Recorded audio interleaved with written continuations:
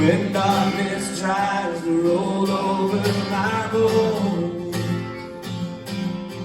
sorrow comes to steal the joy I own. When brokenness and pain is all I know, well, I won't be shaken. No, I won't be shaken.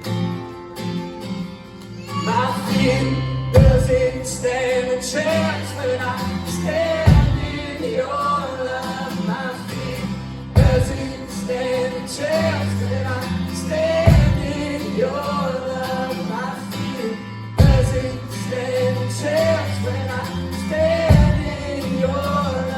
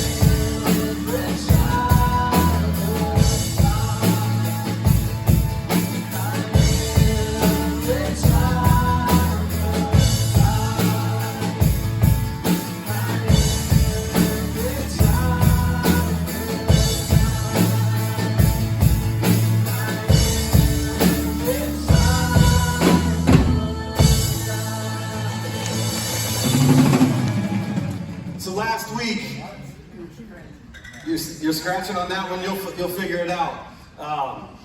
So last week, Pastor Rick, spoke a lot on courage, and he spoke a lot on faith. And, I always try to find a topic. I always try to think ahead for whenever I'm going to speak again, whether it be a few weeks, a few months, however long. And my wife always tells me, so thank you, Mary, she always tells me to make sure you have something in your back pocket. Well, it doesn't always work like that, right? Don't always have something in my back pocket, especially when Rick was out a few weeks ago. It was like a 2-day thing. So I always try to kind of plan ahead, and this time I actually did have a topic, and it kind of worked out perfectly because after Rick spoke last week on courage and faith, I'm going to come in here after Rick was all warm and fuzzy and gushy and talk about discouragement. It worked out perfect. We didn't, communicate or coordinate, but after, hearing his sermon, I was like, oh, that's perfect. The Lord must have put that there and put it on my heart. We did, like I said, we didn't plan it, anything like that, but that's how God works, is he gives us topics and ideas that people need to hear. And Rick talked a lot last week about courage and how it's a struggle every day. And one thing that I took multiple things from last week, but the one thing I took from Rick, he kind of said it in a joking manner, but it was kind of funny. He talked about, well, Monday's coming. You guys remember when he said Monday's coming? So for me, that's back to reality. Because he talked about courage and faith, but I'm a lot of times discouraged. So when I left here on Sunday, it felt really good. It felt really warm. It felt, I was amped up and ready for the week. And then Monday hits, and it's like, here's reality. Because I get discouraged. I get discouraged very easy. Any of you guys, is like the back to reality moment, right? Monday's here, and here we go through the regular grind. So maybe you guys got some of that from that as well. And it's not just, adults that get discouraged, right? Children get discouraged too. And of course, I try to avoid all the sports references and whatnot. I know people will get over it. But I've learned a lot through my coaching career of youth basketball, right? Coaching my son kind of through. I coached my oldest daughter in basketball, and then in t-ball. T-ball didn't work out so well. She didn't want to wear a hat and didn't like to sweat, so that wasn't good. But I've learned a lot over the years of youth sports. So this past year, my son's team, he was in 6th grade this year, so next year's big boy ball. So they wanted to do really well, wanted to have a really good season. Their team's been together for several years. Started off the year really well. Overall, they ended up regular season went 17-3, so they had a pretty good season going. All 3 of their losses were early season, and so it was tournament time.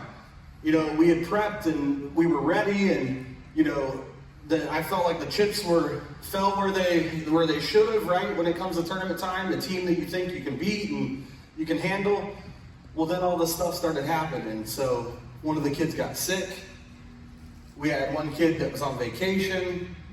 We had another kid that texts us as we're in the layup line that they're running late. We were all the way down in Cincinnati, and we were like, well, just how late are you? And they're like, oh, we're just leaving. Okay. Thinking about a 30-minute drive. So, all right. We had 6 players, and the 6th player informed us when he got there he wasn't feeling well, so he didn't know how much he could play. So I was like, nice, we got 5, right? So we're gonna go with what we got. And the first half went well. We hung in there. I think we were down by 2, and this team was really good. The other team, they were really athletic, good shooters, and we had, a team that played cohesive ball. A good team, but they played more cohesive than they had, overall talent. So, first half's over, they're feeling good, they're in the game, and then they come out and shoot a corner 3, goes in.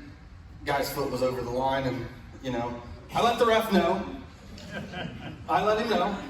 So, and then things just start kind of unraveling from there, and you could just start seeing the discouragement in those kids' faces.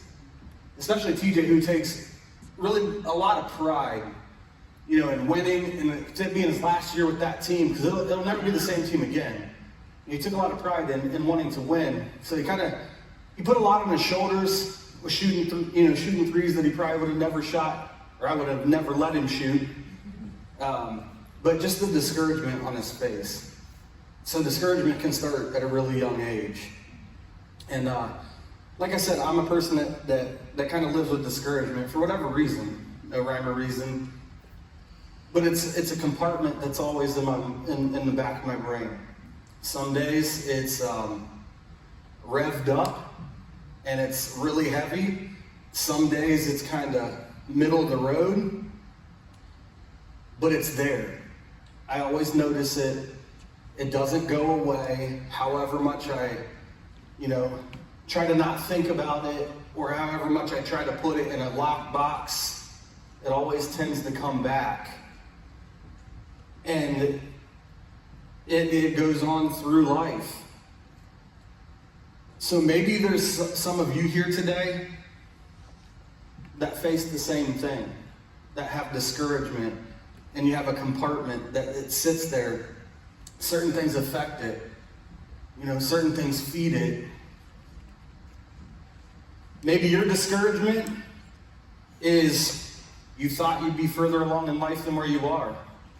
I deal with high school students and college students every day, and there's a lot of kids that I can hear that they're discouraged because they didn't get the grade that they wanted.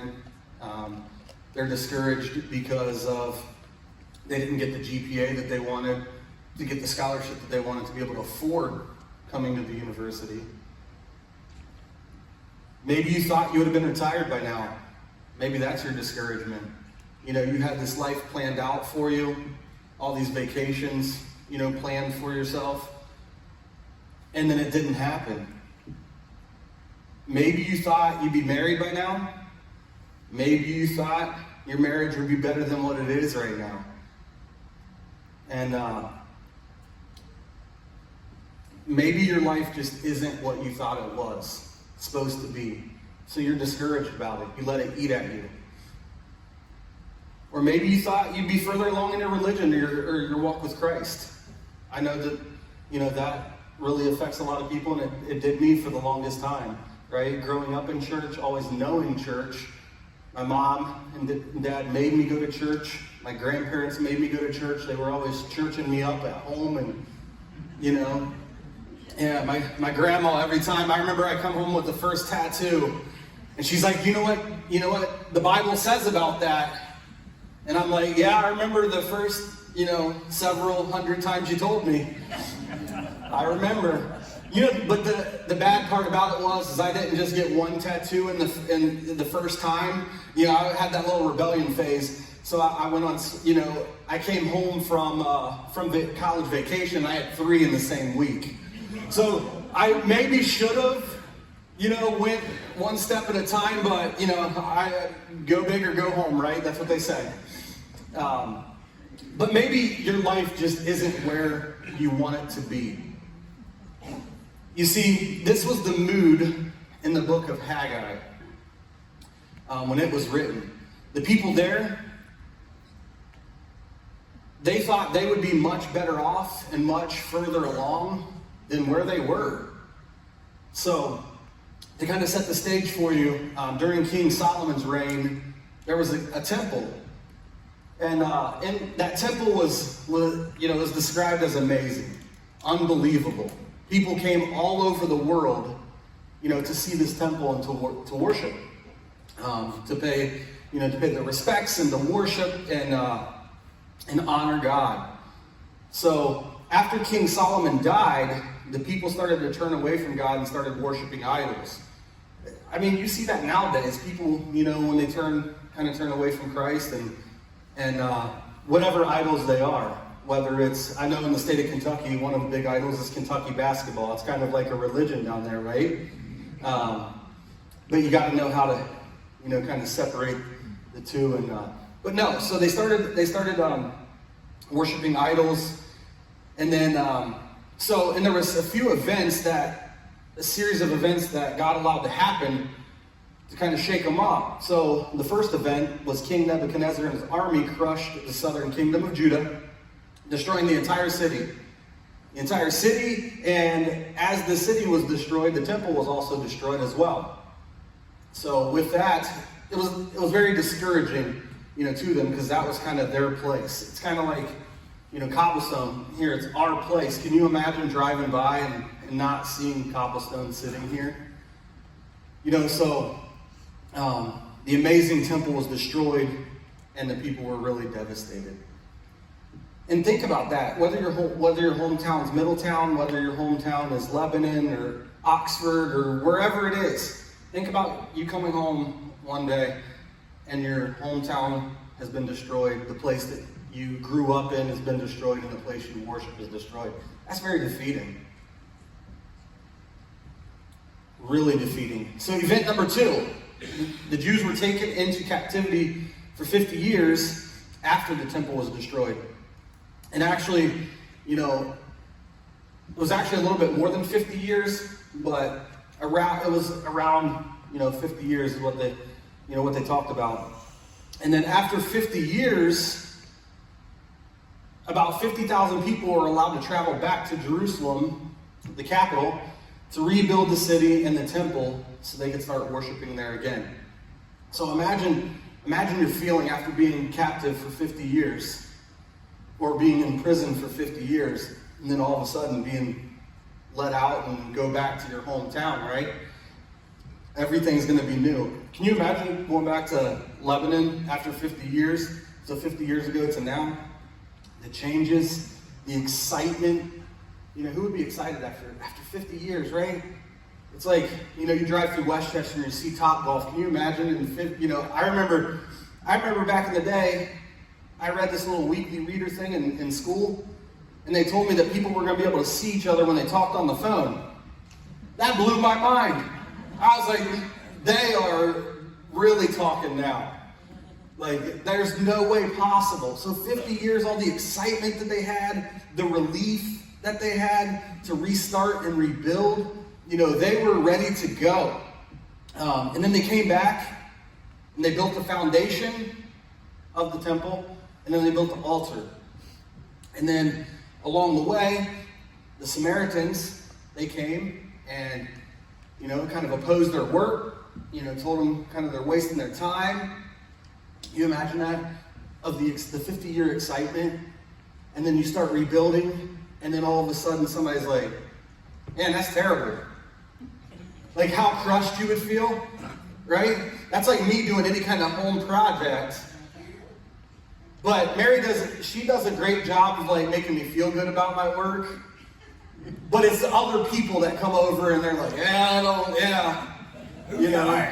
right? Who'd you hire? I'm like, I don't know who we hired. Mary hired somebody, she found them. Just imagine how crushing that is. You're doing a home project and you feel good. It's like, I gave you guys my, a few weeks ago, and I said I don't know tools and all that stuff. I was proud of myself, and then it's like, oh, that thing is hanging sideways, right? Yeah, so think about that. That's the same way they felt. Is they started back, and after about a week, the Samaritans came, and they were crushed and devastated because they were told their work, didn't look great, essentially. So in their minds, they were, obviously discouraged, but they were also, maybe now's not the right time. So they kind of set it aside. So with the opposition, the discouragement, they felt, like I said, wasn't the right time. There's things in our life where we start and we're like, yep, today ain't the day. You guys ever go through that? You start on something and you're like, yeah, today ain't today. That's usually me when I mow the yard, or when I I'll at least put gas in the mower. And then I'm like, yeah, today's not the day. So then my son I was talking about earlier, I make him kind of make today's the day. At this point, God had called on Haggai to bring them back to rebuild what they had started. God told him now's the time. And when God calls, right, we have to listen. Sometimes we don't want to. We put our earbuds in, but he can reach you through those earbuds. So in Haggai chapter 1, 13 and 14, it says, "Then Haggai, the Lord's messenger, gave this message of the Lord to the people. I am with you, declares the Lord." So the Lord stirred up the spirit, and I'm going to try my best. Zerubbabel, son of Shealtiel, governor of Judah, and the spirit of Joshua, son of Jozadak, the high priest. I apologize. And the spirit of the whole remnant of the people, they came and began to work on the house of the Lord Almighty, their God. So in the scripture, it's got all the important people. All the important people. It's kind of like in the state, having the governor, having the lieutenant governor, having all the important people, right? So what he's trying to do is he's trying to stir it up. So, when you're discouraged, God likes to stir things up a little bit, right? To try to get you out of that discouragement phase. Have you guys ever been discouraged and you feel something kind of, rustling? You're feeling like there might be a breakthrough around the corner, but God likes to stir that up. And then after they were stirred up, they decided to have a celebration, huge celebration. So you guys like celebrations, right? We all like celebrations, especially when it's a celebration of, something new. Kentucky basketball this year got rid of John Calipari finally. So they brought in a new coach. They stirred it up, and they had a huge celebration and sold out Rupp Arena for just an intro of a coach. So they had a nice celebration, a gathering to, have community, to rally around each other, and that was going to be the starting point of their rebuild. So after all that, after all the excitement, 1 month, and they didn't see the progress that they thought that they should have saw. You guys have ever done that in your lives? Where you start on something and you don't see the progress, you're like, this ain't for me. Anything handy, that's kind of how I do it. But I don't last 30 days, so I don't know. These people, that celebration really helped because I couldn't give it 30 days. So after about a month, they got discouraged. And they gave up. So in Haggai 2, verses 3, "Who of you is left and saw this house in its former glory? How does it look to you now? Does it not seem to you like nothing?" So, one of the things, there's two main causes of discouragement. One of the main causes is comparison, right? So these people, what they did is they started comparing their start to someone else's finish, right? So they were comparing the foundation that they built and the altar they built to an amazing finished product. I know I do that in my life. I'm comparing myself, because I'm not a finished product, but I'm comparing myself to people that are a lot further along in their career, a lot further along in their lives, and that's okay. But that's the problem, is that comparison starts eating us, and that discouragement starts setting in when we're comparing ourselves to other things. I do that quite a bit. I hate Facebook. Anybody else hate Facebook? Because I see all these people going on vacation, right? And I see all these people doing all these really cool things, and I'm like, well, how are they doing it? They have like 10 kids, and I only have 4. How's that possible? So, if you guys are going on vacation, defriend me. If we're Facebook friends, okay, so I don't see it, at least.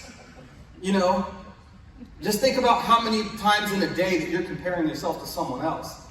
But a lot of times we're comparing ourselves without context. We don't know what's going on. We have no idea if they're putting it all on credit cards. We have no idea what they're doing if someone else is paying for a trip. But that, to me, I don't think about that ahead of time. I just want to compare myself and think that, daggone, what did I do wrong in my life to not get those things? But then, you have to think positive a little bit too. It's like one of the things that me and Mary talk quite a bit about with our oldest going to college. One of the nice benefits of working for universities, my daughter gets a pretty nice cut on tuition. So I always talk, I'm like, yeah, it's going to be nice here soon because all the other parents are worried about paying for college and I don't have to do that. Right? So there are some silver linings, but trying to think that all the time, right, in the thick of it, when I see, somebody in Hawaii or whatever, I just want to be frustrated that I'm not there. Am I the only one that does that? I know. Jeez. The second main cause of discouragement is lack of progress. Think about doing a job, when you're doing a job, and then it doesn't go as fast as you want it to. It doesn't go like you want it to. That's like during COVID, Mary decided that, she wanted the downstairs basement done. We had talked about it for years. I'm just not when it comes to construction and doing home projects, I'm just not the type of person like, let's go. I just kind of set it aside and hope she'll never mention it again. I don't care to buy the supplies, but we'll just leave it in the garage until that day. So her and the neighbor decide they're going to do this floor, and she's going to challenge me. Her and the neighbor lady decided to start the floor. So I'm like, all right, I gotta man up, right? So, my frustration and discouragement came when it's like, I've never used a wet saw in my entire life. We bought one, and the instruction manual's not very good for someone like myself.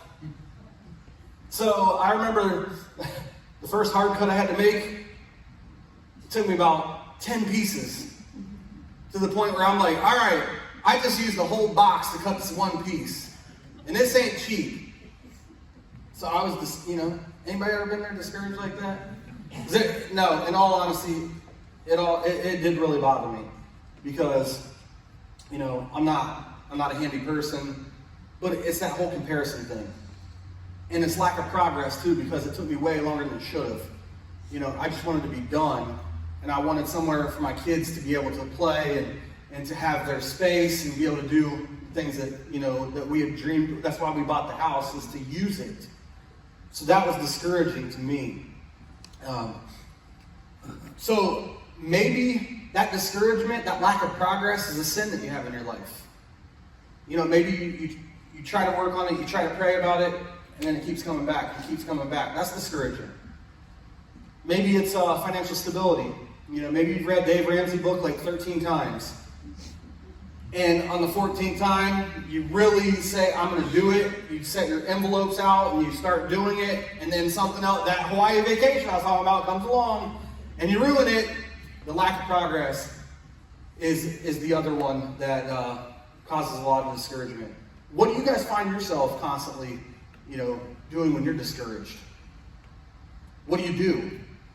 How do you go about it? Just think about that. You don't have to answer it, but just think about it. Think about, if it's a sin that you have in your life and you really need to get to the next step. What do you do about it? Are you intentional?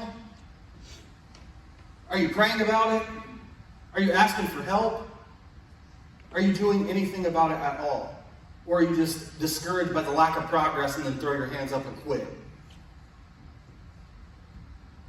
In Haggai chapter 2, verse 4, says, but now be strong. Zerubbabel declares the Lord. Be strong, Joshua, son of Jozadak, the high priest, be strong. All you people of the land, declares the Lord, and work. For I am with you, declares the Lord Almighty. And this verse, to me, after reading this verse, it kind of tells me two things that I need to do to help overcome discouragement. I need to be strong, and I need to do the daggone work. I find myself being lazy too many times when it comes to, progress. I can be strong, but it's the putting the work in. If it's a sin in our lives, I can be strong and say I'm strong all day, but daggone, do I really put the work in? I love sharing stories. So one of the stories that came to me when I was thinking about this sermon and talking about being strong and doing the work is I don't even know how many years it is ago. That's pretty bad and makes me feel old. But I had been laid off from a job, and obviously I had 3 kids at the time, so obviously I had to support a family, and I couldn't just sit and wait for something to come along. I had to get out and work. So I had a buddy of mine that worked for a landscape company, and he worked pretty high up, and I said, "Hey Brad, I need a job, and I'll do whatever I need to do. I'll do whatever you ask me to do. I just need to get paid." And did I ever say? I think I said it before, but I hate landscaping, guys. I'm not even kidding. I told you earlier I let my son mow in the yard because I don't have to do it. But I don't. Yeah, and people I know like Todd, he loves landscaping. That's his thing. That's your thing. I'll leave it to you. But in all seriousness, I reached out to my buddy. He got me a job. Wasn't very good pay, but I had to do what I had to do. And since it wasn't good pay hourly, I had to put way more hours in it than I ever wanted to put in it. I mean, I was pulling 60, 70, 80 hours a week, coming home tired, trying to be a dad, trying to be a husband. That's discouraging. And at the end of the week, when you get your paycheck and it's still not enough, it's frustrating, it's discouraging. 10 months of being discouraged. 10 months of working with people that didn't know how to speak my language. That was frustrating because the barrier, I had no idea what they were doing. Here I am, the supervisor, and don't know how to get my point across or what I need to do. They hated me. I heard that stupid old gringo quite a bit. For those of you that don't know, stupid American, heard that quite a bit. I also heard some other words that I've come to know what the meaning, and I'm like, yeah, I'm definitely discouraged after, hearing the words. But that was one of the most discouraging points in my life because I felt like I couldn't provide. I felt like I wasn't where I wanted to be in life. That's difficult. That's a tough pill to swallow when you feel like you're not where you want to be in life. Because it feels like I'm a failure. I don't know if any of you ever felt like you were a failure before, but that's a tough place to come out of, right? But I did. And the reason I did is because I showed up to work every single day. And like in Haggai, when they finally got back to where they were and put the stone down, I had to show up every day and put the daggone stone down, regardless if I wanted to or not. I would keep a picture of my family on my old school phone, on my screensaver, so I knew when I wanted to freaking quit, that if I quit, I was going to have to go home and explain to them why they weren't going to have dinner or whatever. Right? You got to show up and you got to put in the work. That's the only way that you're going to get out of discouragement, showing up and putting in the work. But guess what? We don't need to do it alone. God tells us we don't need to do it alone. And that's the good thing. That's the encouraging thing, is we didn't have to do any of it alone. So I didn't have to do it alone. On my lunch breaks, I would pray about it. Please find something. Please, somebody call me from all those thousands of applications that Mary filled out for me. Don't tell. I was hoping, I was like, I wasn't getting the call. I'm like, did she do it? Or is she love watching me landscape? Right? I was starting to wonder. But finally, I got a call. And all that hard work and all that frustration and all the time spent putting in that work, praying about it paid off.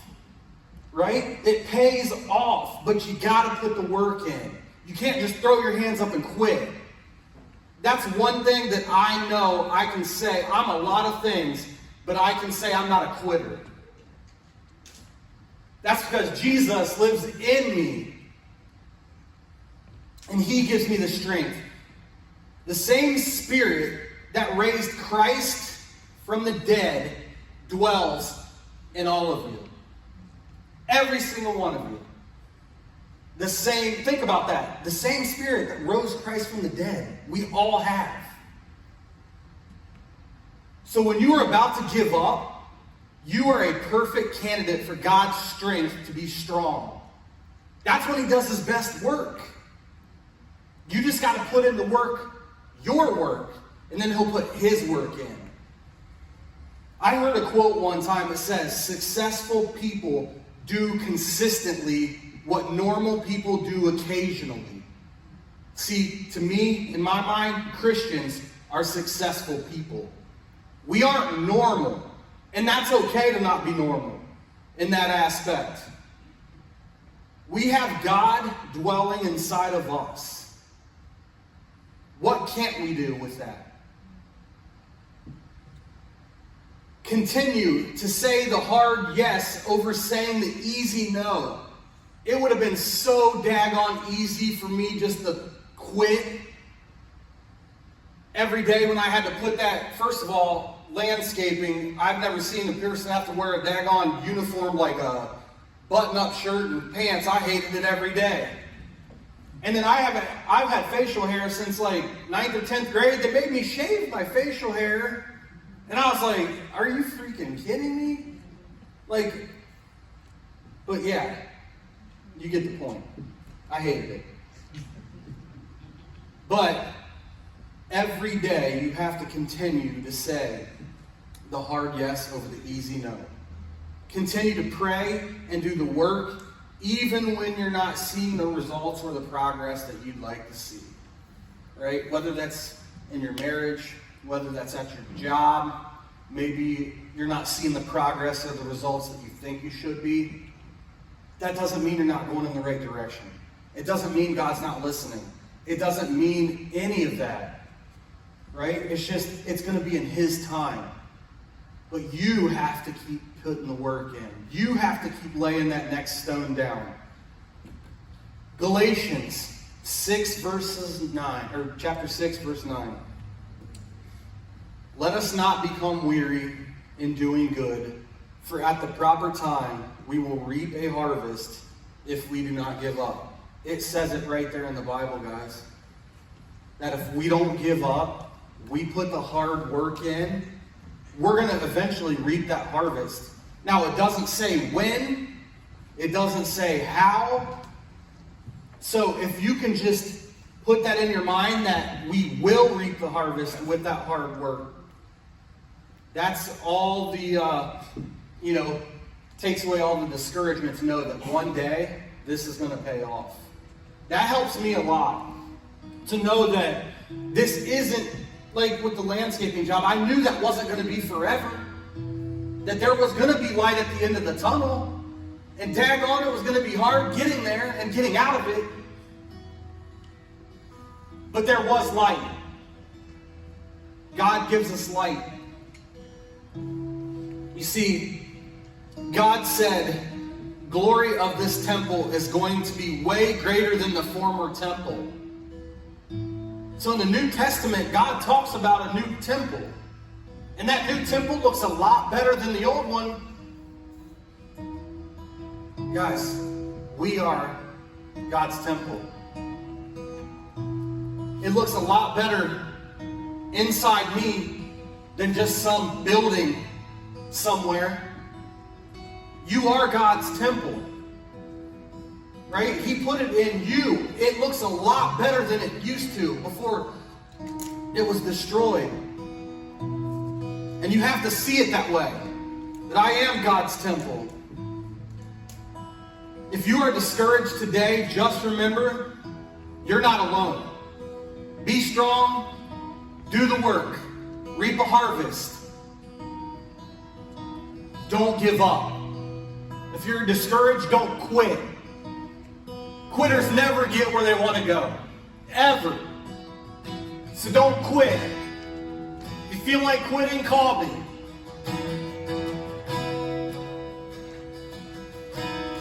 When Jesus went to the cross, he never gave up on us. Ever. Never had a doubt in his mind what he should do. If he should do it. Or if he should walk away. He never gave up on us. And you have to remember that. He stayed. He was strong.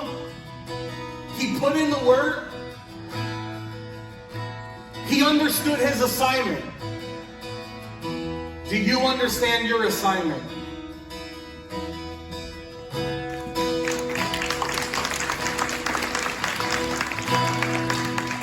Stand and worship together.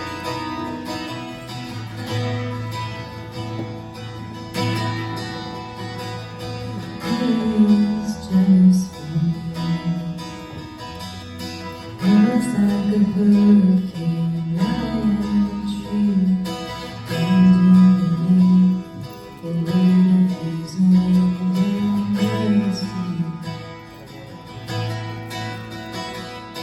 Now the sun